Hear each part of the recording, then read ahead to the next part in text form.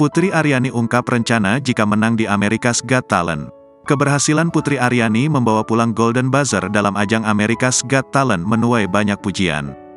Belum lama ini Putri Aryani jadi bintang tamu dalam podcast YouTube milik Rudy Salim. Dalam kesempatan tersebut, Putri Aryani harus menjawab secara cepat pertanyaan yang dilontarkan Rudy Salim. Salah satunya soal rencana Putri Aryani jika berhasil jadi pemenang dalam AGT 2023. Rupanya, Putri Aryani belum memiliki keputusan pasti soal masa depannya di dunia tarik suara. Gadis kelahiran tanggal 31 Desember tahun 2005 itu masih akan mempertimbangkan langkah selanjutnya jika berhasil menang di AGT. Ditanya apa yang akan dilakukan jika dapat kesempatan berkarir di Amerika, Putri mengungkap rencananya. Rupanya Putri punya cita-cita yang amat tinggi sebagai seorang penyanyi.